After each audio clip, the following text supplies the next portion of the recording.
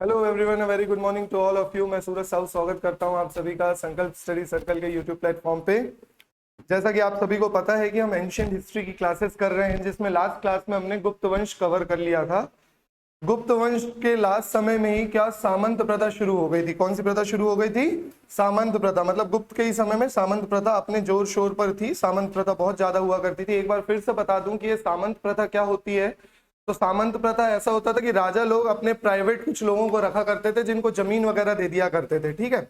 और वो जमीन वगैरह देने के बाद वो क्या करते थे, अपनी खुद की एक आर्मी तैयार करते थे। जो सामंत होते थे वो क्या करते थे, अपनी खुद की एक आर्मी तैयार करते थे। हमने लास्ट क्लास में देखा था कि गुप्त वंश का आखिरी राजा कौन था। गुप्त वंश का आखिरी राजा कौन था? विष्णुगुप्त, ठीक है ना। मैंने लास्ट क्लास में बता दिया था गुप्त वंश का आखिरी राजा कौन था, विष्णुगुप्त था। और विष्णुगुप्त की हत्या किसने कर दी थी? उन्हीं के सामंत ने, जिसका नाम क्या था? पुष्यमित्र। उनका सामंत का नाम क्या था? पुष्यभूति। पुष्यमित्र नहीं, उसके सामंत का नाम क्या था? पुष्यभूति। और पुष्यभूति ने एक नया वंश शुरुआत किया, ठीक है ना। गुप्त वंश का आखिरी राजा कौन था? गुप्त डायनेस्टी का लास्ट रूलर कौन था? लास्ट रूलर, आखिरी राजा कौन था? विष्णुगुप्त। विष्णुगुप्त। और इसी के सामंत हुआ करते थे, इसके सामंत हुआ करते थे, ठीक है। सामंत का क्या नाम था? पुष्यभूति वर्धन। पुष्यभूति वर्धन। हमने देखा जब उत्तर वाले लेटर गुप्त डायनेस्टी के जब राजा आए, वो लोग बहुत वीक थे और इनके समय में बहुत सारे छोटे छोटे राज्य क्या हो चुके थे, अलग हो चुके थे, ठीक है। उन्हीं में से एक छोटा सा राज्य था जिनके जहां के सामंत कौन थे? पुष्यभूति वर्धन। इन्होंने विष्णुगुप्त की हत्या कर दी और यहां से इन्होंने शुरुआत की कौन से वंश की? पुष्यभूति वंश, जिसे वर्धन वंश के नाम से भी जाना जा सकता है। आप लोग मैप में देख रहे होंगे कि ये पहले पूरा क्षेत्र किसके अधीन हुआ करता था? यह पूरा क्षेत्र पहले अधीन हुआ करता था गुप्त वंश के। लेकिन गुप्त वंश के एंड के समय में बहुत छोटे छोटे, जैसे पुष्यभूति वंश अलग हो गया, मैत्रकाज वंश अलग हो गया, मौखारीज मौखारीज जिसे बोलते हैं मौखारी वंश अलग हो गया, और गुप्त केवल इतने से रह गए थे। देखो यहाँ पे छोटा सा क्षेत्र बच गया था जो किसके अधीन था? गुप्त के अधीन था। बाकी हर जगह कौन आ चुके थे? अलग अलग छोटे छोटे राजा आ चुके थे। और धीरे से ये सारे क्षेत्र एक हो जाएंगे किसके समय में? हर्षवर्धन के समय में। अभी आप लोग कहानी देखोगे, ठीक है। चलो, अब हमने देखा कि एक नया वंश शुरू हुआ है, जिस वंश का नाम क्या है? पुष्यभूति वंश। पुष्यभूति डायनेस्टी या पुष्यभूति वंश, एक नए वंश की शुरुआत हो रही है जिसका नाम है पुष्यभूति वंश। अब बात करें कि इसका पहला राजा, कहां कहां से क्वेश्चंस आते हैं वो देखेंगे। इसका पहला राजा कौन था? बोलो, पुष्यभूति वर्धन। पहला राजा कौन था? पुष्यभूति वर्धन, ठीक है। इसीलिए इस वंश को कौन से नाम से जाना जाता है? पुष्यभूति के नाम से जाना जाता है। और वर्धन वंश तो हर्षवर्धन के कारण पड़ा है ना। लेकिन इसका पहला राजा कौन था? तो पहला राजा का नाम है पुष्यभूति वर्धन। ये कहानी मैंने आप लोगों को लास्ट क्लास में भी सुनाई थी, एक बार फिर से देख लो। पुष्यभूति वर्धन के कितनी संतान थी? पुष्यभूति वर्धन की एक संतान थी जिसका नाम था प्रभाकर वर्धन। क्या नाम था? प्रभाकर वर्धन, ठीक है। पुष्यभूति की एक संतान थी जिसका नाम क्या था? प्रभाकर वर्धन इसका नाम था। अब बात करें अगर प्रभाकर वर्धन की, तो प्रभाकर वर्धन ने उतने कुछ बड़े कार्य नहीं किए, है ना। याद क्या रखना है कि इसके समय में हुणों का आक्रमण हुआ था। किसका आक्रमण हुआ था? हुणों का आक्रमण हुआ था। ये हुण कौन है? एक बर्बर जाति हुआ करती थी, जिसके बारे में हमने गुप्त वंश में भी देखा था। हुण कौन हुआ करते थे? एक ट्राइब हुआ करती थी, एक जाति हुआ करती थी, जिसके बारे में हमने गुप्त वंश में भी देखा था। तो ये हुणों ने किसके? प्रभाकर वर्धन के समय में क्या किया? आक्रमण किया। और इसी आक्रमण के दौरान प्रभाकर वर्धन थोड़ा वीक पड़ गए। हालांकि इन्होंने अपने संतान को भेजा था। इनकी कितनी संतान हुआ करती थी? 3 संतान हुआ करती थी। प्रभाकर वर्धन की कितनी संतान? 3 संतान। कौन कौन? बताया था शायद ये कहानी, ठीक है। प्रभाकर वर्धन की 3 संतान थी। एक बेटी थी जिसका नाम क्या था? राजश्री। बेटे का नाम क्या था? राजवर्धन। और सबसे छोटे बेटे का नाम क्या था? हर्षवर्धन। हम ये पुष्यभूति वंश ही पढ़ रहे हैं किसके कारण? हर्षवर्धन के कारण, ठीक है ना, नहीं तो हमें पढ़ना नहीं पड़ता। हर्षवर्धन ने कुछ ऐसे कार्य किए हैं जिसके कारण हमें ये पुष्यभूति वंश पढ़ना पड़ रहा है, ठीक है। चलो, प्रभाकर वर्धन की कितनी संतान थी? 3 संतान थी। कौन कौन? राजश्री, राजवर्धन और हर्षवर्धन। जब प्रभाकर वर्धन के समय में हुणों का आक्रमण हुआ तो प्रभाकर वर्धन बहुत वीक पड़ गया था और उसने किसको भेजा इस आक्रमण में लड़ने के लिए? उसने भेजा था राजवर्धन को। और राजवर्धन ने उसके राज्य को किससे बचाया था? हुणों से बचाया था। इसलिए अगला राजा कौन बन जाता है? राजवर्धन बन जाता है। यहां तक क्लियर है? अगला राजा कौन बनता है? राजवर्धन। इतना याद रखना है आप लोग को। प्रभाकर वर्धन की कितनी संतान? 3 संतान, राजश्री, राजवर्धन और हर्षवर्धन, ठीक है ना। साथ में बोलते हुए चलना तो दिक्कत नहीं होगी। चलो, एक और चीज समझेंगे अब यहाँ पे। अब राजा कौन बन चुका है? राजवर्धन। मतलब सबसे पहला राजा कौन आया है वर्धन वंश का? पुष्यभूति वर्धन, ठीक है। दूसरा राजा कौन था? प्रभाकर वर्धन। तीसरा राजा कौन आ गया? राजवर्धन। तीसरा राजा कौन आ चुका है? राजवर्धन। राजवर्धन के समय में क्या हुआ? राजवर्धन ने अपनी बहन का विवाह, ठीक है ना, अपनी बहन का विवाह करवा दिया। किससे करवा दिया? ग्रहवर्मन, कन्नौज के शासक। किससे विवाह करवा दिया? ग्रहवर्मन। वेड्स, विवाह हो गया भाई। किसके साथ? राजश्री। कहानी सुनते चलना, समझते हुए चलना, याद हो जाएंगी आधी कहानियां, ठीक है ना। जितनी चीजें इंपॉर्टेंट है वो सब हम कहानी के रूप में देख लेंगे। अब हुआ क्या? राजवर्धन ने अपनी बहन राजश्री का विवाह किसके साथ करवा दिया? ग्रहवर्मन। कहां का था ये? कन्नौज का था। कहां का शासक था?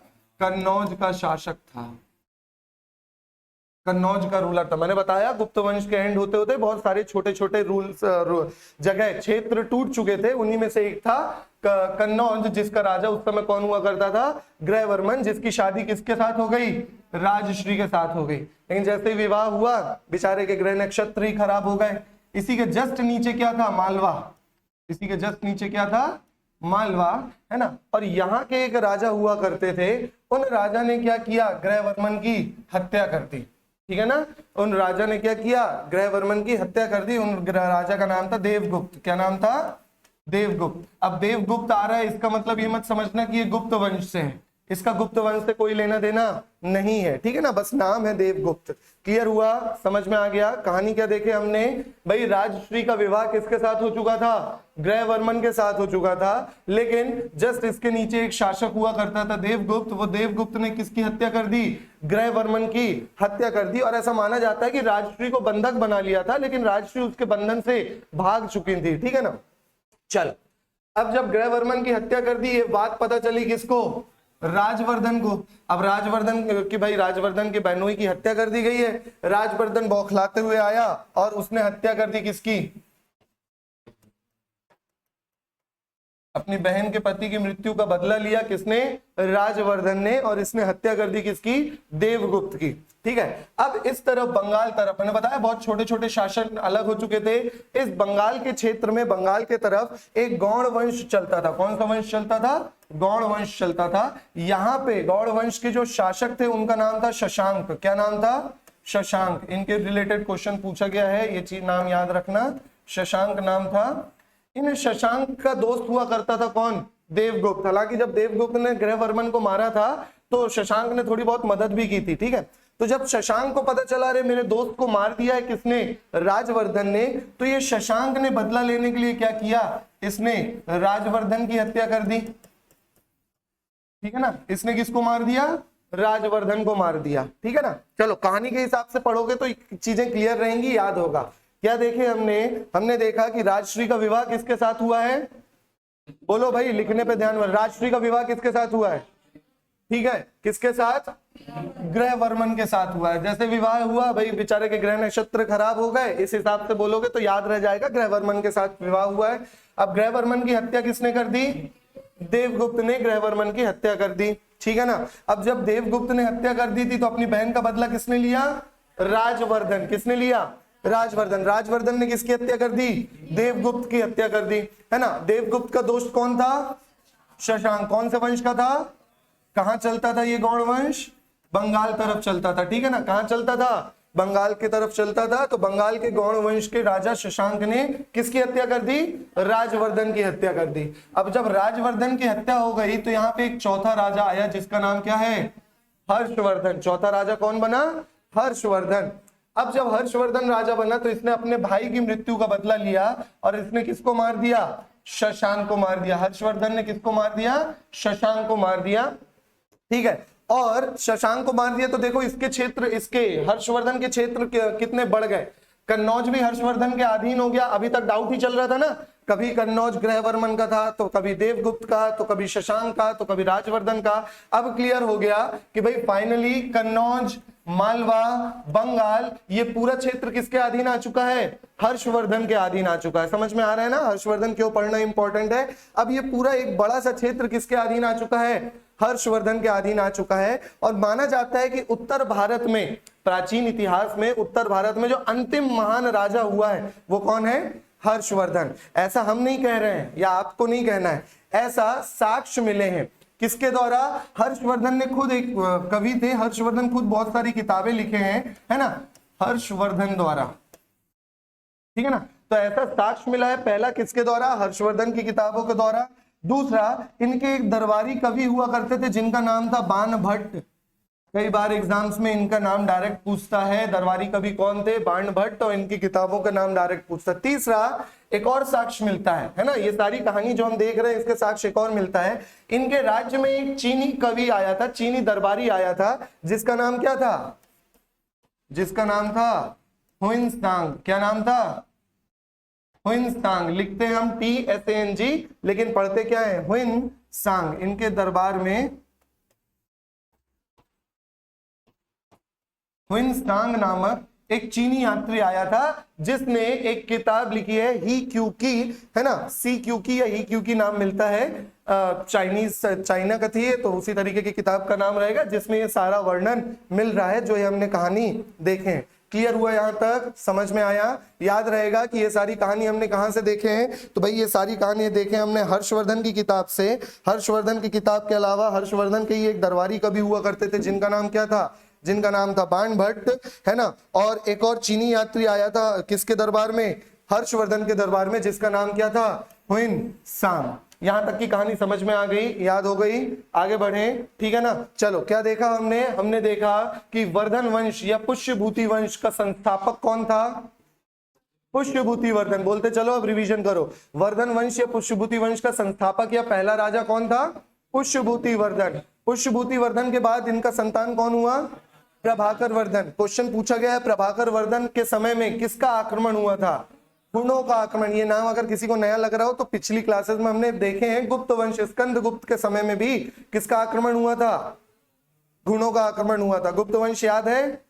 चलो भाई बताओ, गुप्त वंश का सीक्वेंस बताओ। सबसे पहले राजा कौन थे, उसके बाद जितने भी इंपॉर्टेंट गुप्त राजा थे। श्रीगुप्त संस्थापक, हाँ ठीक है, हाँ, द्वितीय कुमारगुप्त, स्कंदगुप्त, ठीक है। और स्कंदगुप्त के बाद कुछ ऐसे शासक आए थे जो उतने इंपॉर्टेंट नहीं है, लेकिन फिर भी उन्होंने हमने पढ़ लिया था।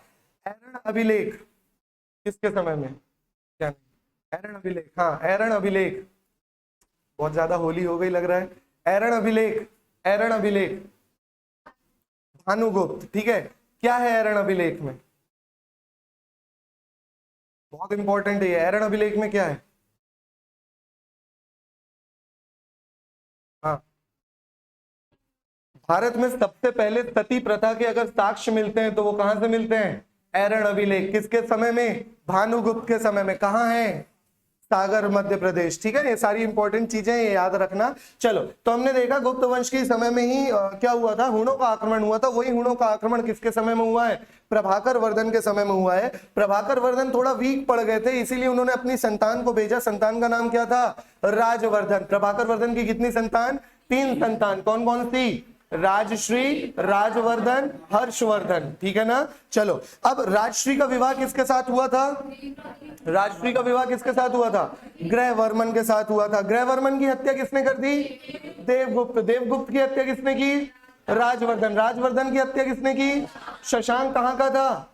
गौड़ शासक था, गौड़ वंश का शासक था बंगाल के क्षेत्र में, बंगाल वाले एरिया में गौड़ वंश चल रहा था उस समय। ठीक है, अब शशांक की हत्या किसने कर दी? हर्षवर्धन ने कर दी। ठीक है, और पूरा की पूरा क्षेत्र किसके अधीन आ चुका था?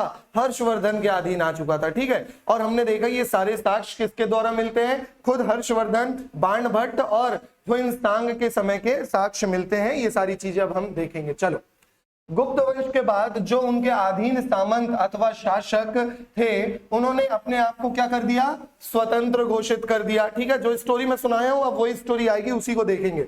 गुप्त वंश के बाद के प्रमुख वंश थे थानेश्वर वंश। एक्चुअल में यही थानेश्वर कहाँ की जगह है? हरियाणा के पास की एक जगह है ना, और उसी क्षेत्र को बोला जाता है थानेश्वर। इन लोगों ने भी अपनी शुरुआत थानेश्वर से की थी, है ना।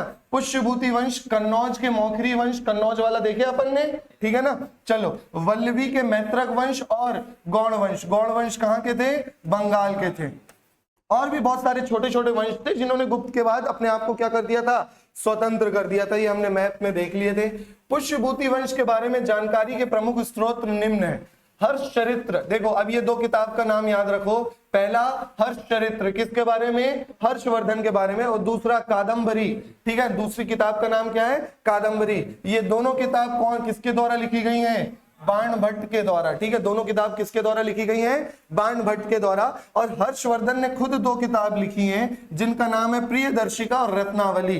ठीक है ना, याद रखना है। याद कैसे रखोगे भाई? हर्ष चरित्र, हर्ष अपना खुद का चरित्र तो लिखेंगे नहीं, है ना, तो उनके दरबारी कवि का नाम आप लोग को अभी तक याद हो चुका होगा। नाम क्या था? बाणभट्ट। ठीक है ना। चलो, और बाणभट्ट की एक और किताब थी कादम्बरी। जब बाण लगता है तो ऐसा लगता है ना कांटा लगा, है ना, कांटा जैसे, तो बस कांटा से कादम्बरी याद रख लेना। तो बाणभट्ट ने कौन सी किताबें लिखी हैं? हर्षचरित्र और कादम्बरी। कांटा से याद रख लेना कादम्बरी और हर्षचरित्र। हर्ष अपने बारे में खुद का चरित्र तो लिखेंगे नहीं, है ना, तो वो किसने लिखा है? उनके दरबारी कवि बाणभट्ट ने लिखा है। हर्षवर्धन ने क्या लिखा है भाई? प्रियदर्शिका और रत्नावली। रत्न को देखोगे तो हर्ष होगा। अरे रत्न, अगर आपको अभी सोना चांदी मिल जाए तो खुशी होगी, हर्ष होगा। और अपने किसी प्रियजन को देखोगे, किसी भी तरीके के प्रियजन को देखोगे तो हर्ष होगा, होगा ना। तो याद रखना, इस तरीके से याद हो जाएंगे। प्रियदर्शिका और रत्नावली किसके द्वारा लिखी गई है? हर्षवर्धन के द्वारा लिखी गई है। और हर्षचरित्र और कादम्बरी किसके द्वारा लिखी गई है? बाणभट्ट के द्वारा लिखी गई है। ये किताबें, चारों किताबें पूछी गई हैं एग्जाम्स में, अक्सर रिपीट होती हैं ये। ठीक है, चलो यहां तक क्लियर हो गया, समझ में आ गया। हमने देखा कौन सी दो किताबें, तो हर्षवर्धन की किताबें बताओ। हर्षवर्धन ने कौन सी किताब लिखी है? हर्षवर्धन। भाई हर्ष कब होगा? जब आप अपने किसी प्रियजन को देखोगे, प्रियदर्शिका। ठीक है, और एक और बार हर्ष कब होगा? जब आपको रत्न मिलेंगे, तो रत्नावली। ठीक है ना। चलो, अब हर्षवर्धन के ही दरबारी कवि थे जिनका नाम क्या था? बाणभट्ट। अब बाणभट्ट की दो किताब, हर्षचरित्र, अपने बारे में खुद तो चरित्र नहीं लिखेंगे तो किसने लिखा है? बाणभट्ट ने लिखा है हर्षचरित्र। और एक और किताब कादम्बरी। एक और किताब कौन सी है? कादम्बरी। ठीक है, चलो याद हो गया होगा, क्लियर है ना। आगे देखते हैं, अभी ह्वेनसांग का भी प्रसंग आएगा। चलो, गुप्त साम्राज्य के पतन के बाद हरियाणा के अंबाला जिले में थानेश्वर नामक स्थान पर पुष्यभूति वंश की क्या हुई? स्थापना हुई। ठीक है ना, मैंने बताया हरियाणा के क्षेत्र में ही किसकी शुरुआत हुई थी? पुष्यभूति वंश की शुरुआत हुई थी। इस वंश की स्थापना पुष्यभूति के द्वारा की गई थी। किसके द्वारा की गई थी? पुष्यभूति के द्वारा की गई थी, इसीलिए पुष्यभूति बोला जाता है। मैंने बताया वर्धन नाम किसके के समय से पड़ा? हर्षवर्धन के समय से पड़ा, इसलिए दोनों वंश बोला जाता है, पुष्यभूति वंश या वर्धन वंश। ठीक है, दोनों नाम बोला जाता है। चलो, इस वंश ने धीरे धीरे अपने समकालीन लगभग सभी सामंतों पर विजय पाई। पहले तो छोटा सा था, हमने देखे, फिर कभी कुछ क्षेत्र राजवर्धन जीता, कुछ क्षेत्र हर्षवर्धन जीता। और हर्षवर्धन के समय में मैक्सिमम क्षेत्र किसके अधीन आ चुका था? वर्धन वंश। उत्तर भारत का केवल एक अंतिम शासक बचा था। अभी जब कहानी एंड होगी तो इसके बाद हम दक्षिण भारत में पहुंचेंगे, अभी आप लोग लिंक कर पाओगे। यहां तक समझ में आ गया, क्लियर है? चलो आगे देखेंगे, है ना। प्रभाकर वर्धन इस वंश के प्रथम स्वतंत्र शासक थे। पुष्यभूति ने तो स्थापना की, वो तो मतलब वो तो किसी के अधीन थे, लेकिन इनके बाद जो आए वो कौन थे? प्रभाकर वर्धन थे। फिर से बता रहा हूं, ये ईयर्स इंपॉर्टेंट नहीं है, ना कभी पूछा गया है, ना कभी पूछा जाएगा, क्योंकि इस समय के साक्ष्य उतने क्लियर नहीं मिलते हैं। ईयर किसके इंपॉर्टेंट है? गौतम बुद्ध के समय में हमने पढ़े बुद्ध का जन्म, बुद्ध का महापरिनिर्वाण, और हमने जो 4 मीटिंग्स पढ़ी है, याद है? अरे याद है?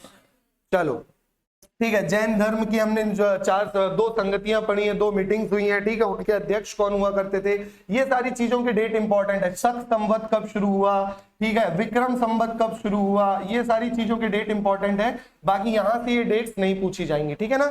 चलो, प्रभाकर वर्धन के 2 पुत्र थे, क्या नाम था? हर्षवर्धन व राज्यवर्धन या राजवर्धन। राज्यवर्धन बड़ा बेटा था, हर्षवर्धन छोटा बेटा था, तथा एक पुत्री थी, नाम क्या था? राजश्री। पुत्री का नाम क्या था? राजश्री था। और 2 पुत्र थे जिनका नाम क्या था? राजवर्धन और हर्षवर्धन, हम पहले ही देख चुके हैं। प्रभाकर वर्धन ने अपनी पुत्री राजश्री का विवाह कन्नौज के मौखारी शासक किसके? ग्रह वर्मा के साथ कर दिया, ठीक है। किसके साथ कर दिया? ग्रह वर्मा के साथ कर दिया। हमने याद किया है, जैसे विवाह हुआ बेचारे के क्या खराब हो गए? ग्रह नक्षत्र खराब हो गए, और इसकी हत्या हो जाएगी, अभी देखेंगे, ठीक है। कहां का राजा है? कन्नौज का। कहां का राजा है?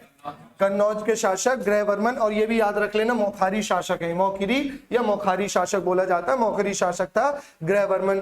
देखो, प्रभाकर वर्धन के जीवन के अंतिम दिनों में हुनों का आक्रमण हुआ, परंतु प्रभाकर वर्धन युद्ध में जाने के लिए असमर्थ थे, इसलिए युद्ध में उनका पुत्र कौन गया? राजवर्धन भी गया, मगर युद्ध के मध्य में ही प्रभाकर वर्धन का स्वास्थ्य बिगड़ गया और इनकी मृत्यु भी हो चुकी थी उस समय। लेकिन इतना अच्छा प्रदर्शन किया था राजवर्धन ने, इसलिए गद्दी किसके समय में किसको आ गई? राज्यवर्धन को आ गई। राज्यवर्धन युद्ध से वापस लौटा तो उनके पिता प्रभाकर वर्धन की मृत्यु हो चुकी थी, और अगला राजा कौन बन गया? राज्यवर्धन बन गया। ये कहानी भी हमने देख ली है। आगे बढ़ो। इसी समय मालवा के शासक देवगुप्त, हमने कहानी में देखा, कन्नौज के नीचे क्या था? मालवा। मालवा के शासक का नाम क्या है? देवगुप्त। देवगुप्त ने किसकी हत्या कर दी है? ग्रहवर्मन की हत्या कर दी है, ठीक है। एवं बंगाल शासक शशांक गौंड के साथ मिलके, ठीक है ना, शशांक ने तो बस मदद की थी, बस ये याद रखना, देवगुप्त ने कन्नौज के मौखारी शासक ग्रहवर्मन, प्रभाकर वर्मन का दामाद है, की क्या कर दी है? हत्या कर दी, ठीक है। और राजश्री को क्या कर लिया? कैद कर लिया। हालांकि राजश्री फिर बाद में बच के निकल जाती है।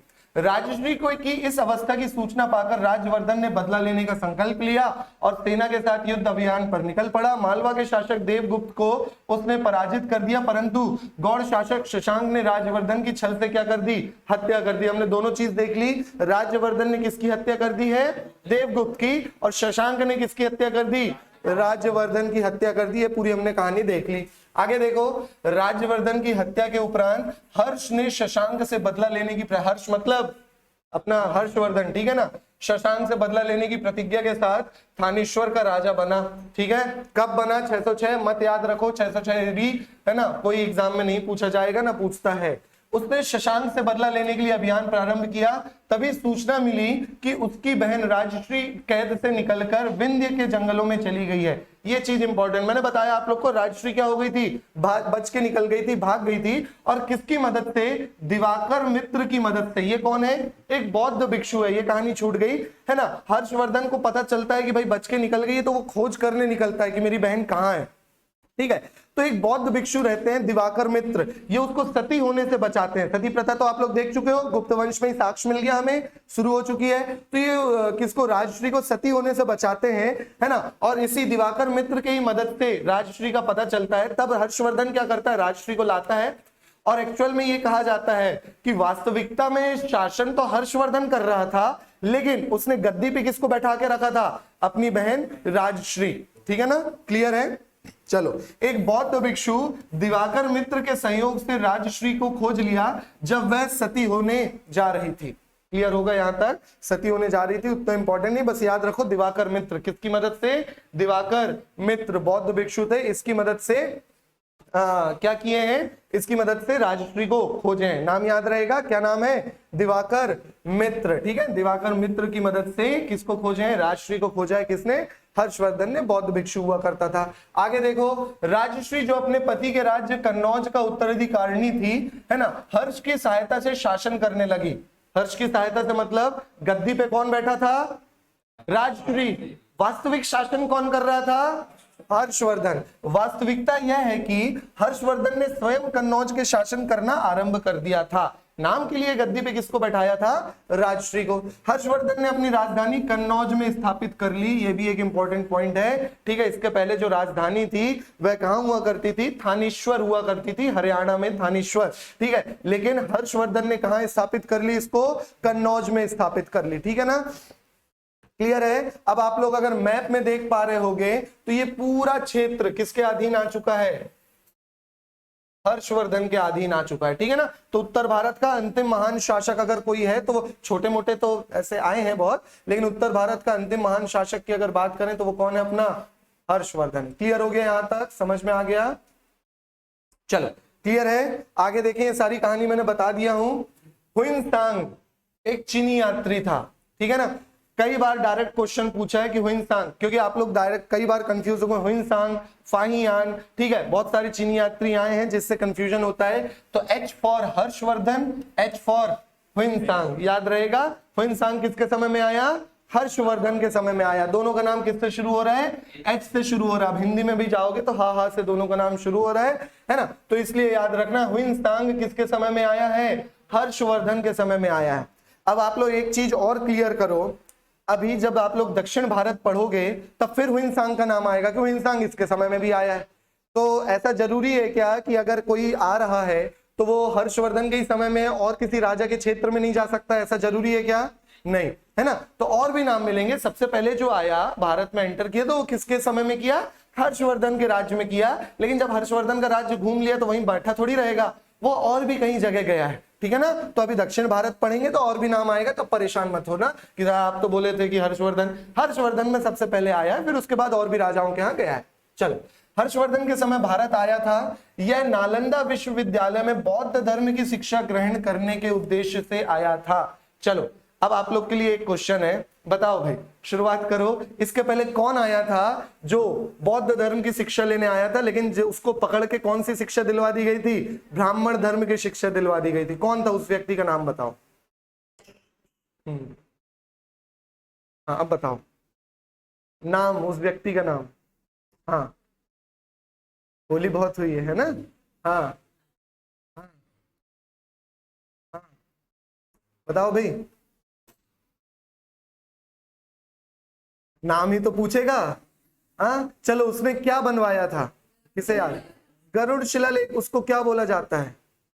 मतलब किसके साथ मिलके, या क्या बोलते हैं? गरुड़ स्तंभ, शिलालेख मत बोलो, स्तंभ, है ना। हाँ, गरुड़ स्तंभ बनाया था, ठीक है। क्या नाम था? चलो भाई, आप लोग भी कमेंट करके बताओगे कि उसका नाम क्या था, ठीक है ना। जो बौद्ध धर्म की शिक्षा लेने आया था, लेकिन उसको पकड़ के कौन से धर्म की शिक्षा दिलवा दी गई थी? ब्राह्मण धर्म की शिक्षा। अच्छा, ऐसा किसने किया था? पहला ब्राह्मण वंश कौन सा था? तो कौन? पुष्यमित्र शुंग, ठीक है। किसने किया था ऐसा? पुष्यमित्र शुंग, ठीक है। चलो, तो ये सारी चीजों को भाई रिवीजन करो, याद करो, और आप लोग भी बताओ कि भाई ऐसा किसने किया था, ठीक है। चलो, तो ये भी हुइनसांग नालंदा विश्वविद्यालय में बौद्ध धर्म की शिक्षा ग्रहण करने के लिए के उद्देश्य से कहां आया था? भारत आया था। आगे देखो, हुइनसांग के अनुसार, अब आप लोग को दिख रहा है, अगर कभी पूछ ले कि हर्षवर्धन का झुकाव कौन से धर्म पर था? बौद्ध धर्म। भाई, बौद्ध भिक्षु दिवाकर मित्र ने उसकी बहन ढूंढने में मदद की है, तो हर्षवर्धन का झुकाव या हर्षवर्धन कौन से धर्म पर था? बौद्ध धर्म का अनुयायी था, ठीक है। हुइनसांग के अनुसार हर्ष ने भारत के 5 प्रदेशों को अपने अधीन कर लिया था। 5 प्रदेश याद करना बहुत इजी है। पंजाब हरियाणा तरफ का तो वही था, कन्नौज, गौड़, देख रहे हो जो जो उसके क्षेत्र है। मिथिला तरफ जीता था, मिथिला उड़ीसा को इसने जीत लिया था। हर्ष के अधीन मालवा का राज्य भी आ चुका था। हमने देखे कन्नौज, मालवा, मालवाई का तो था देवगुप्त। क्लियर है? चलो, हर्ष ने वल्लभी के शासक ध्रुवसेन द्वितीय के साथ अपनी पुत्री का विवाह किया। देखो, ये कंट्रोवर्शियल पॉइंट है, ठीक है। माना जाता है कि हर्ष ने तो अपना विवाह किया ही नहीं, ये उसकी मानक पुत्री थी। मानक पुत्री समझते हो? एडॉप्टेड समझ लो, एडॉप्टेड, मान लिया। मानक मतलब मान लिया कि आप हमारी क्या हो? पुत्री हो। उनको बड़ा किया और उसी के ध्रुवसेन के साथ उसका क्या करवा दिया? विवाह। वास्तविकता तो ये कहती है, कई किताबें ये कहती हैं इतिहास की, कि हर्षवर्धन ने विवाह नहीं किया, ठीक है। जिसके कारण अब इसका जब विवाह ही नहीं किया तो वास्तविक कोई उत्तराधिकारी बचा ही नहीं। और जब उत्तराधिकारी नहीं बचा तो इसी के बाद हर्षवर्धन को अंतिम शासक क्यों बोला जाता है? क्योंकि इसके बाद एक राजनीतिक शून्यता आ गई, ठीक है ना। मतलब राजनीतिक शून्यता मतलब कि अब शासन करे कौन, है ना। तो तीन तरफ से युद्ध होना शुरू हो जाएंगे। तीन तरफ के जो युद्ध होते हैं इन्हीं को बोला जाता है त्रिगुटीय संधि या ट्राइपेट्रिएट स्ट्रगल बोला जाता है, जो अभी आप लोग नहीं समझोगे। कब समझ में आएगा? जब हम दक्षिण भारत को पढ़ते हुए जब ऊपर आएंगे ना, जब कहानियां लिंक होंगी तब समझ में आएगा। बस अभी समझो कि हर्षवर्धन की कोई संतान ना होने के कारण इस पूरे उत्तर भारत के क्षेत्र में क्या हो गई? राजनीतिक शून्यता। अब देखो थोड़ा सा समझ लो, यहाँ पे ये जो दक्षिण भारत में अभी आप लोग पढ़े नहीं हो, लेकिन समझ लो यहाँ पे पल्लवा हैं, चेर हैं, चोल हैं, पांड्य हैं। इन्हीं पल्लवा को हटा के इस पूरे क्षेत्र में चोल आ जाएंगे। यहाँ पे चालुक्य हैं, तो वेंगी के चालुक्य, बदामी के चालुक्य, अलग अलग चालुक्य आएंगे। ठीक है, अब ये सब आपस में लड़ रहे हैं किस क्षेत्र के लिए? इस क्षेत्र के लिए। यहाँ वाले लोग भी, यहाँ वाले लोग भी, सब उत्तर भारत के क्षेत्र के लिए लड़ रहे हैं। और इसका फायदा कौन उठा लेंगे? इसका फायदा उठाएंगे मुस्लिम शासक, ठीक है, जो भारत में आने वाले हैं। और जैसे ही मुस्लिम शासक भारत में आएंगे, पहला आएगा मोहम्मद बिन कासिम, और वहां से हम शुरू कर देंगे मध्यकालीन भारत को पढ़ना। समझ में आया कहानी किस तरीके से लिंक होगी? ठीक है, तो ये बस हल्का सा मैं आप लोग को कहानी बताने के लिए, ताकि आप लोग लिंक कर सको। अभी इस चीज पे ध्यान नहीं देना है आपको, क्योंकि अभी आप लोगों ने दक्षिण भारत नहीं पढ़ा है। अभी जब दक्षिण भारत पढ़ लेंगे तब क्लियर होगा। समझ में आ गया? ठीक है, ये कहानी क्लियर रहेगी, है ना, कि हर्षवर्धन की विवाह नहीं हुआ था, है ना, जिसके कारण से राजनीतिक शून्यता देखी जाएगी। देखो हर्ष ने दक्षिण भारत में भी इसने कोशिश किया था, ट्राई किया था दक्षिण भारत में भी जाके ये अभियान करे, परंतु ये दक्षिण भारत के अभियान को क्या हो गया था? हार गया था। ठीक है, जीत नहीं पाया था। हर्ष ने दक्षिण में भी अभियान किया, परंतु चालुक्य, अभी मत परेशान होना, चालुक्य कौन है? आएगा चालुक्य। बस इतना याद रखो, चालुक्य का एक राजा था जिसका नाम था पुलकेशिन। क्या नाम था? पुलकेशिन। वहां पे मात्रा लगेगी एक। चालुक्य का एक राजा हुआ करता जिसका नाम था पुलकेशिन द्वितीय, है ना, को पराजित ना कर सका। इस प्रकार हम कह सकते हैं कि हर्ष केवल उत्तरी भारत के कुछ भागों का ही सम्राट बन सका। उत्तर भारत का अंतिम महत्वपूर्ण शासक प्राचीन भारत के समय में कोई था तो वो कौन था? हर्षवर्धन था। ठीक है, लगभग 647 एडी या 647 ईस्वी में हर्षवर्धन की क्या हो गई? मृत्यु हो गई। हुइनसांग के अनुसार हर्ष बौद्ध धर्म के महायान संप्रदाय को मानता था। महायान, हिनयान याद है? ठीक है ना। चलो, तीन संप्रदाय हुआ करती थी, महायान, हिनयान और तीसरी वज्रयान। ठीक है, तीसरी कौन सी थी? वज्रयान। ठीक है ना, तीन तरीके की शाखाएं हुआ करती थी किसकी? बौद्ध धर्म की। चलो, तो हिंदुस्तान के अनुसार हर्ष बौद्ध धर्म, मैंने पहले बताया बौद्ध धर्म में ही थोड़ा सा झुकाव रहेगा, थोड़ा इंटरेस्ट रहेगा। किसने मदद की है बहन को ढूंढने में? दिवाकर। क्या नाम है? दिवाकर मित्र ने मदद की थी बहन को खोजने में। यहां तक क्लियर हो गया? ठीक है, अब मैंने आप लोगों को कहानी सुनाई है, कहां की? दक्षिण भारत की। कहां की कहानी है? दक्षिण भारत की। अब देखो थोड़ी सी मैपिंग के हिसाब से आगे की कहानी देखेंगे, ठीक है ना।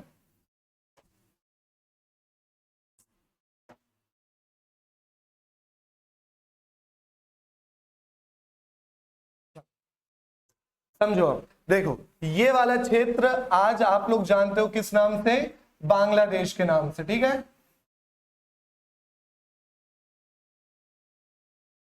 ठीक है, ये पूरा आपका नॉर्थ ईस्ट इंडिया है ना। अब थोड़ा सा समझने की कोशिश करो, लेकिन ये जो मैप था, ये मैप उस समय ऐसा नहीं था। ठीक है, उस समय कैसा था? उस समय तो ये पूरा क्षेत्र इंडिया का ही आया करता था, कोई नॉर्थ ईस्ट इंडिया या इस तरीके की चीजें नहीं थी। ठीक है, तो ये मैप थोड़ा सा ऐसा हुआ करता था। ठीक है ना। चलो, अब ये बांग्लादेश वाला क्षेत्र भी कहां था? इंडिया के ही अधीन था, जो अभी मैप चेंज हो चुका है क्योंकि अब बांग्लादेश अलग कंट्री हो गई है। तो यहाँ पे कुछ अलग अलग शासक रूल किया करते थे, है ना। कहानी सुनना बस, अभी परेशान मत होना क्या चल रहा है। हर्षवर्धन की कहानी समझ में आ गई? हर्ष चरित्र किसके द्वारा लिखी गई है? किसके द्वारा? बाणभट्ट के द्वारा। रत्नावली, प्रियदर्शिका, बाणभट्ट की एक और किताब कादम्बरी। ठीक है ना, याद रहेगा। हुइनसांग, अच्छा हुइनसांग की किताब नहीं आई ना, हुइनसांग की किताब का नाम लिख लेना, अभी लिखवा दूंगा CQ की, अभी लिखवा दूंगा, मत परेशान हो। ठीक है ना, हुइनसांग की भी किताब है जिसका नाम क्या है? CQ की, अभी लिख लेंगे अपन।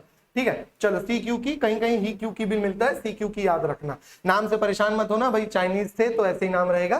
ठीक है, चलो, तो देखो इन्होंने दक्षिण भारत में आने का ट्राई किया। अब अभी तक हम पढ़ रहे थे उत्तर भारत के सारे वंश। उत्तर भारत के सारे वंश की अगर बात करें तो हमने देखा शुरुआत हमारी कहां से हुई थी? महाजनपद याद है? 16 महाजनपद। अंग की राजधानी क्या थी? अंग महाजनपद की राजधानी, अंग राजधानी चंपा, बहुत बढ़िया। पोटली कहाँ की राजधानी थी? अश्मक, बहुत बढ़िया। ठीक है, मगध की राजधानी? मगध। मंत्रमुग्ध हो गए क्या देख के? राजा का घर देख के याद करवाया था। ठीक है, विराटनगर की राजधानी, या विराटनगर कहाँ की राजधानी थी? क्या थी विराट? मत्स्य, विराट मछली, मत्स्य याद करवाया था। कुशावती कहाँ की राजधानी थी? कहाँ की? कुशावती। मल्ल देश की राजधानी। मल्ल से कुश्ती याद नहीं करवाया था? रिवीजन नहीं करेंगे तो यहां से सारी फाइल्स उड़ चुकी होंगी। ठीक है ना, रिवीजन बहुत जरूरी है। ठीक है, और कौन से महाजनपद बचे? छेदी की राजधानी?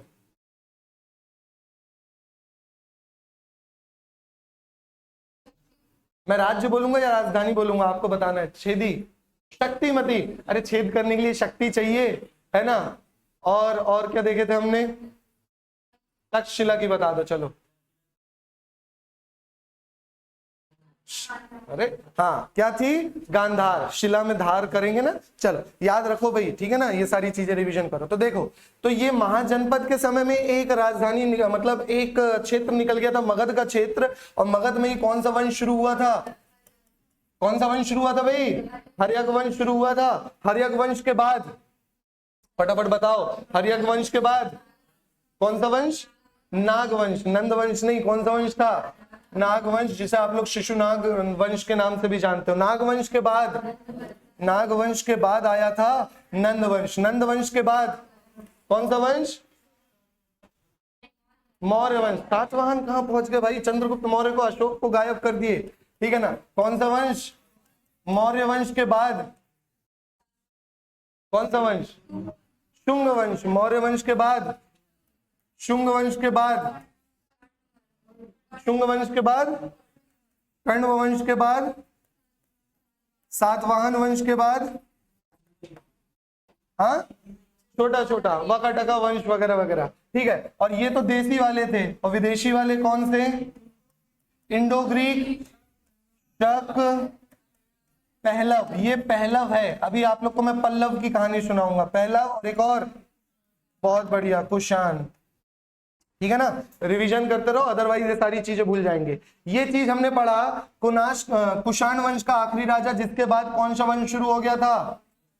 गुप्त वंश। ठीक है ना, गुप्त वंश के बाद हमने कहानी किसकी देखे? पुष्यभूति वर्धन या वर्धन वंश की कहानी देखे। ये देखो, ये पूरा सीक्वेंस में कहानी के रूप में चला है। ठीक है ना, और इसके बाद हम कहां तक आ चुके हैं? पुष्यभूति वर्धन। और हमने देखा कि प्राचीन भारत के समय में अगर अंतिम शासक कोई है, महान शासक, तो वो कौन है? हर्षवर्धन। ठीक है, अब ऐसा नहीं कि इस समय दक्षिण भारत में कुछ नहीं चल रहा है। इस दौरान दक्षिण भारत में भी चल रहा है। क्या चल रहा है? संगम चल रहा है। दक्षिण भारत में क्या चल रहा है? संगम चल रहा है। किसका संगम? बहुत बड़े बड़े कवियों का संगम। ठीक है ना, दक्षिण भारत में क्या चल रहा है? महान विद्वान जो बड़े बड़े कवि होते थे, उनका संगम चल रहा है। इसलिए दक्षिण भारत के जो वंश चलते हैं, उनको किस नाम से जाना जाता है? संगम वंश के नाम से जाना जाता है। समझ में आ रहा है? दक्षिण भारत में भी इस दौरान वंश चल रहे हैं। ये जो इस समय ये सारी कहानी जो हम पढ़ रहे थे, दोनों कहानी साथ में तो नहीं पढ़ सकते, है ना। तो इस समय क्या चल रहा है? दक्षिण भारत में मिलन चल रहा है, मीटिंग्स चल रही हैं। किसकी मीटिंग? कवियों की मीटिंग, पोइट्स की मीटिंग। किसकी मीटिंग? कवि हुआ करते हैं ना, पोइट। अभी आप लोग दक्षिण भारत की किताबें याद करनी पड़ेंगी। मेल कनक्कू, केल कनक्कू, इस तरीके की बहुत सारी अलग अलग किताबें आएंगी। क्यों? क्योंकि भाई मीटिंग चली हुई है ना। अब इन मीटिंग को कोई राजा लोग करवा रहे होंगे। इन कवियों के पास तो उतना पैसा नहीं रहा करता था। ठीक है, तो इस संगम वंश में मेनली 3 वंश बहुत इंपॉर्टेंट है। ठीक है, कौन से? चेर, चोल, पांड्य। ठीक है, चेर, चोल, पांड्य। समझ में आ रहा है? ठीक है ना, कौन से 3 वंश इंपॉर्टेंट है? चेर, चोल और पांड्य। ये 3 वंश सबसे ज्यादा इंपॉर्टेंट आते हैं। कहां पे? दक्षिण भारत में, है ना। और ये सारी मीटिंग कराने का श्रेय किसको जा रहा था? पांड्य वंश को। ये क्वेश्चन पूछता है कि दक्षिण भारत में ये जो संगम वंश चल रहा था, ये संगम कौन से राजवंश द्वारा कराया जा रहा था? ये संगम करवाया जा रहा था कौन से राजवंश द्वारा? पांड्य वंश द्वारा। ठीक है, समझ में आ रहा है ना। तो अब हमें किसके बारे में पढ़ना है? चेर, चोल और पांड्य वंश। संगम वंश क्या है, समझ में आया? कई जगह लिखा रहता है संगम वंश। क्या है संगम वंश? संगम वंश एक तरीके की मीटिंग है। संगम है, किसकी मीटिंग है? कवियों की मीटिंग। करवा कौन रहा था?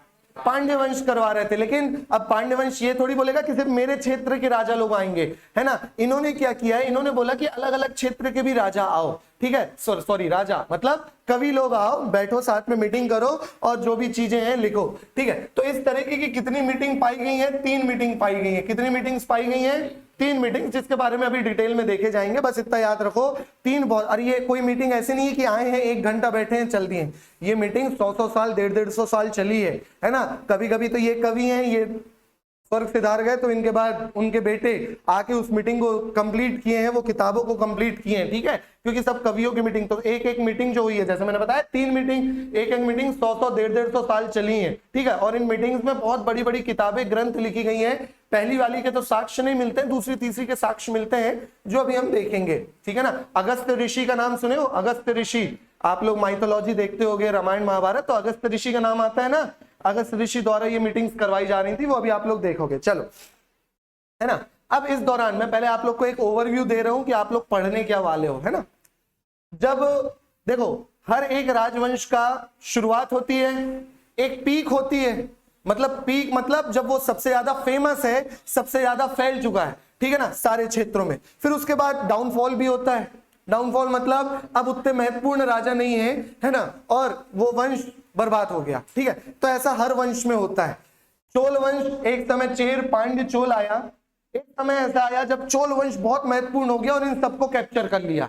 ठीक है, लेकिन हर किसी का दिन होता है। चोल वंश भी क्या हो गया? वीक पड़ गया। और चोल वंश के ही क्षेत्र में बोल लिया जाए तो यहां पे आएंगे पल्लव वंश। कौन से? अब कंफ्यूज मत होना, अभी हमने ये देखे हैं, ये कौन थे? अरे पहलव। ये कौन थे? पहलव। अंतर दिख रहा है? ये देशी नहीं है, ये विदेशी शासक है। अरब तरफ से आए हुए थे, अपन ने देखे थे कितने वंश, अलग अलग तरीके के वंश हुआ करते थे, तो वे पहलव थे। और ये कौन है? पल्लव वंश है। ये कौन से वंश है? पल्लव वंश है। तो इसमें कंफ्यूज मत होना, ये पल्लव वंश है। ठीक है, तो चोल साम्राज्य के क्षेत्र को क्या किस में बदल दिया गया? पल्लव वंश में बदल दिया गया। अब चोल धीरे से इनके सामंत हो गए, मतलब वीक हो चुके थे, तो चोल राजा नहीं बचे। लेकिन 100-200 साल बाद फिर से चोल उभरे हैं। ठीक है, और मध्यकालीन भारत तक रहे। तो दोबारा से चोल लोगों ने क्या किया? दोबारा से इस क्षेत्र में कौन आ जाएगा? चोल आ जाएगा। पल्लव को दोबारा हटा दिया जाएगा और कौन आ जाएगा? चोल वंश आ जाएगा। समझ में आ रहा है मैं क्या कहना चाह रहा हूं? बहुत कंफ्यूजन सा है, लेकिन बहुत इजीली तरीके से कहानी के हिसाब से पढ़ेंगे। समझ में आया मैंने क्या कहा? मैंने कहा यहां पे संगम वंश में 3 वंश चल रहे थे। कौन कौन से? चेर वंश, चोल वंश और पांड्य वंश। कौन सा वंश? पांड्य वंश। ये 3 वंश चल रहे थे। धीरे से इन दोनों को कैप्चर कर लिया किसने? चोल वंश ने। धीरे से चोल को भी कैप्चर कर लिया किसने? पल्लव वंश ने, है ना। तब चोल भी पल्लव के अधीन हो गए। लेकिन हर किसी का एक पीक आता है। फिर चोल वंश में अभी आप लोग पढ़ोगे राज राजा चोला, ठीक है, इस तरीके के नाम आएंगे। फिर चोल वंश उभरे और पल्लव वंश को फिर से हटा दिया और दोबारा से कौन आया है? चोल वंश। और उसी समय ये महाराष्ट्र वाले क्षेत्र में अलग से एक वंश चल रहा था। ठीक है ना, ये सारी चीजें इनके साथ लड़ाई हुआ करती थी। यहाँ पे जो वंश चल रहा था, है ना, ये तो चेर मैंने यहाँ से केवल लिखा है। ठीक है, इस क्षेत्र में जो वंश चल रहा था, इनका नाम क्या था? चालुक्य वंश। क्या नाम था? चालुक्य। और ये चालुक्य की फैमिली में ही दरार थी। ठीक है, फैमिली में दरार थी मतलब चाचा भतीजे भाई इन लोग में आपस में फूट थी, तो इन लोग बढ़ गए थे। कितनी शाखाओं में? 3 शाखाओं में। इसलिए आप लोग पढ़ोगे वेंगी के चालुक्य, बदामी या बतापी के चालुक्य। समझ में आ रहा है ना, है ना। तो बस ये कुछ और नहीं है, चाचा भाई भतीजे ने अपना अपना डिपार्टमेंट अलग कर लिया है, उसी को आप लोग 3 नाम से पढ़ोगे। तो बस एक याद रखो, कौन सा? चालुक्य वंश। किस क्षेत्र में? चालुक्य वंश, है ना। अब धीरे से ये पूरी टेरिटरी कैप्चर होगी चालुक्य वंश के द्वारा, है ना। और चालुक्य वंश ट्राई करेंगे उत्तर भारत में। इधर गुजरात तरफ भी एक राजा होंगे, उत्तर भारत में। क्यों? क्योंकि देखो यहाँ पे पहाड़ पड़ते हैं। ज्योग्राफिकल लोकेशन समझना, ज्योग्राफी अगर आप लोग समझ जाओगे, है ना, तो यहाँ पे आप लोगों को अगर पता है, ज्योग्राफी पढ़े हो तो, है ना, यहाँ पे पहाड़ पड़ते हैं, विंध्याचल, सतपुड़ा। दक्षिण भारत वालों को पार करना मुश्किल था, उत्तर भारत वालों को भी पार करना मुश्किल था। वो तो अशोक वगैरह का समय था कि ये पूरा क्षेत्र अशोक के अधीन आ चुका था, समझ में आ रहा है ना। लेकिन जो वीक राजा थे उनको पार करना मुश्किल था। ये यहाँ पे चालुक्य, चेर, चोल, पांड्य, पल्लव, ये सारे वंश यहाँ पे चल रहे थे, समझ में आ रहा है। लेकिन जब पूरा एक हुआ तो अब नीचे का तो सब कुछ जीत गए, अब कहां जाएं, ऊपर जाएंगे, समझ में आ रहा है ना। तो इन्होंने कहां गए, ट्राई किए, ऊपर ट्राई किए। यहाँ पे ऑलरेडी कुछ थे, इन्होंने भी ऊपर ट्राई किए, यहाँ पे भी। इसी को बोला जाता है ट्राइपेट्रिएट स्ट्रगल। क्यों? क्योंकि यहाँ पे हर्षवर्धन था और हर्षवर्धन की मृत्यु के बाद कोई इंपॉर्टेंट शासक बचा ही नहीं, कोई संतान बची नहीं, ठीक है। और यहां से फायदा उठा लेंगे ये अरब के लोग, और यहाँ पे आएगा मोहम्मद बिन कासिम, थोड़ा क्षेत्र जीतते हुए मोहम्मद बिन कासिम, महमूद गजनबी, फिर मोहम्मद गौरी, और मोहम्मद गौरी के बाद यहाँ पे उसका सेवक एक आ जाएगा कुतुबुद्दीन ऐबक। और यहाँ से शुरू हो जाएगा आप लोगों का कौन सा वंश, गुलाम वंश, जिसे हम स्लेव डायनेस्टी के नाम से जानते हैं। तब आप लोग पहुंच चुके होंगे मध्यकालीन भारत में। समझ में आ गया हम लोग क्या पढ़ने वाले हैं। तो अब आप लोगों की क्लासेस शुरू होंगी किसकी, दक्षिण भारत का इतिहास। और दक्षिण भारत में आप लोग सबसे पहला वंश कौन सा पढ़ोगे, संगम वंश। सबसे पहला वंश कौन सा पढ़ेंगे हम, संगम वंश के बारे में पढ़ेंगे, ठीक है। दक्षिण भारत का इतिहास देखो लगभग 100 BC से लेके 1200 ईस्वी 1200 AD तक चला है, दिख रहा है ना। क्यों? क्योंकि चोल पहले शांत हो गए, फिर दोबारा चोल आए, तो 1200 AD तक चला है ना। और इसी दौरान आपके मध्यकालीन भारत मतलब विदेशी आक्रमण हो गया है, अरब का आक्रमण हो गया है, ठीक है, अरब इन्वेजन हो चुका है। क्लियर हो गया है ना। तो नेक्स्ट क्लास से हम क्या शुरू करेंगे, नेक्स्ट क्लास से हम संगम काल के बारे में शुरू करेंगे, संगम वंश के बारे में शुरू करेंगे, जिसमें आपको 3 वंश पढ़ने हैं, चेर, चोल और पांड्य वंश। अभी इनका नाम मत ध्यान देना, पल्लव, राष्ट्रकूट वगैरह ये सब चीजों पे, चालुक्य वगैरह पे ध्यान मत देना। पहले हम शुरुआत करेंगे किसके बारे में, संगम वंश के बारे में। चलो क्लियर है यहां तक, है ना। उम्मीद करता हूं यहां तक की सारी चीजें और सारी कहानियां आप लोगों को समझ में आ चुकी होंगी। मिलते हैं आप सभी से नेक्स्ट क्लास में, तब तक के लिए goodbye, take care, keep learning.